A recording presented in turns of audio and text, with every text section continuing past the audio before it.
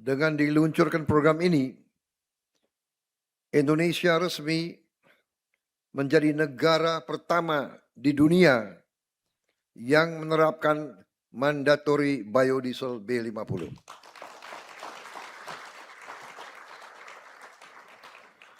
Ini bukan sekedar pencapaian teknologi.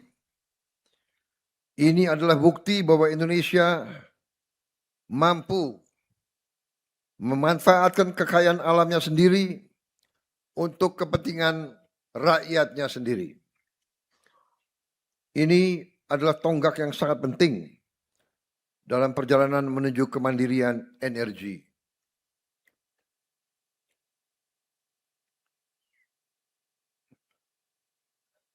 Kelangsungan hidup suatu bangsa antara lain ditentukan oleh 3 hal. Pertama, mampukah bangsa itu menghasilkan pangannya untuk rakyat sendiri. Kedua, mampukah bangsa itu memiliki energi, sumber energi sendiri, tidak tergantung bangsa lain. Yang ketiga, mampukah negara itu juga memiliki sumber air? Makan, energi, air. Ini dicanangkan oleh PBB dan hampir semua pakar peradaban manusia sadar dan mengerti. Tanpa tiga-tiga ini, suatu bangsa sulit untuk survive. Sulit untuk kita berdaulat, sulit untuk kita sejahtera, sulit untuk kita makmur. Alhamdulillah, kita sudah buktikan bahwa kita mampu mengamankan dan menghasilkan pangan untuk rakyat kita. Kita sudah swasembada pangan.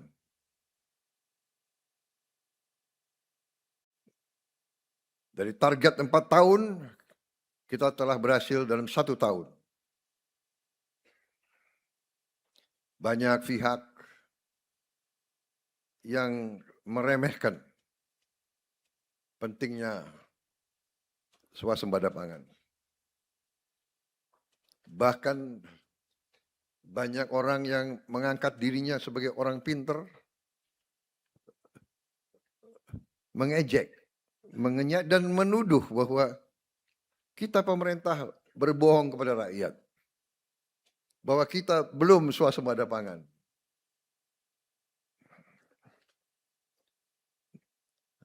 Berdosalah pemerintah yang berbohong kepada rakyatnya.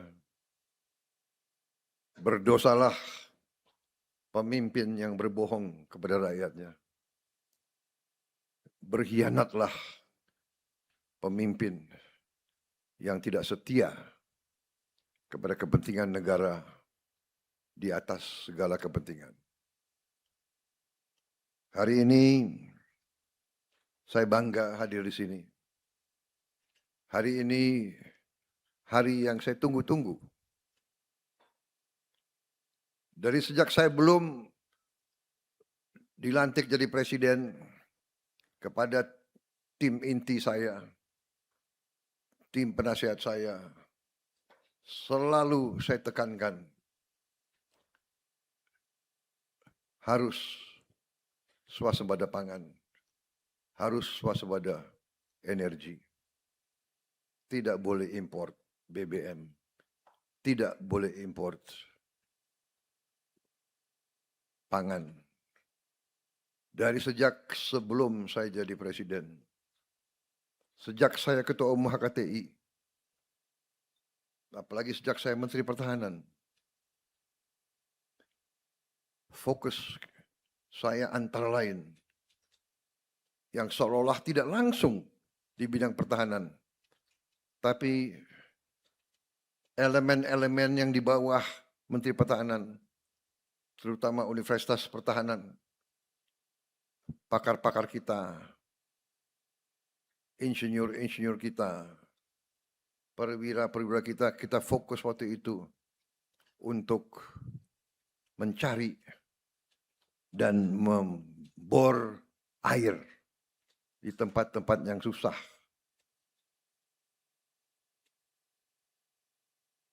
Sampai sekarang TNI terus mencari air, TNI terus membor air di tempat-tempat yang susah. Panglima TNI sudah tahun ini saja sudah berapa lubang air drill yang kita drill? Sudah 30.000. Sudah. Dan terus ada masalah kita atasi. Energi adalah vital bagi kelangsungan hidup suatu bangsa. Kita sangat bersyukur kepada Tuhan Yang Maha Kuasa, kita diberi karunia yang luar biasa. Kita memiliki cadangan geotermal yang sangat besar. Kita memiliki cadangan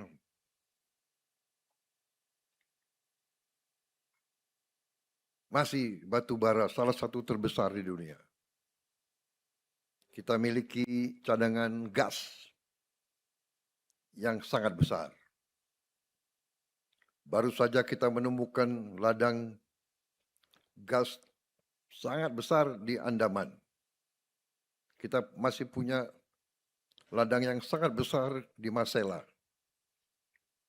di Maluku Barat Daya, di Natuna, di Kalimantan.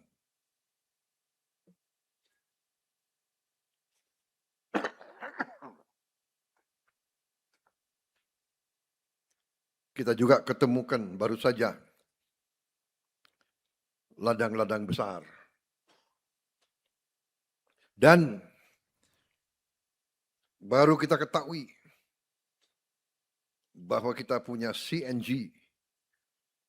Kalau LPG masih kita import, CNG kita sangat banyak. Sangat-sangat banyak. Di Jawa Tengah penggunaan CNG sudah sangat banyak ya.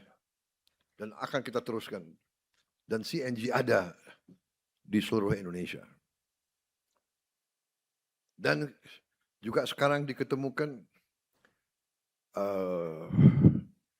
teknologi untuk membuat gas dari batu bara yang sangat dalam di bawah tanah yang belum termanfaatkan. Saudara-saudara sekalian, di tengah krisis dunia, Indonesia ternyata punya kekuatan. Kita tidak meremehkan kesulitan, tapi kita terus menyiapkan diri. Saudara-saudara, dari sejak saya belum dilantik sampai saya dilantik,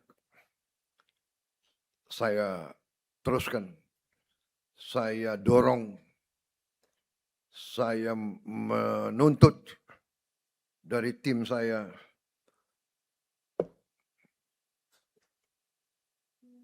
kemandirian energi. B40 tidak cukup. Bahkan pada saat itu saya mendorong ke arah B100. Tapi menteri-menteri saya meyakinkan saya, Pak, dengan B50 saja kita sudah tidak import solar lagi dari luar negeri.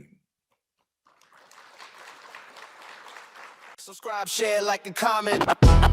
Subscribe, share, like, and comment. Subscribe, share, like, and comment. Subscribe, share, like, and comment.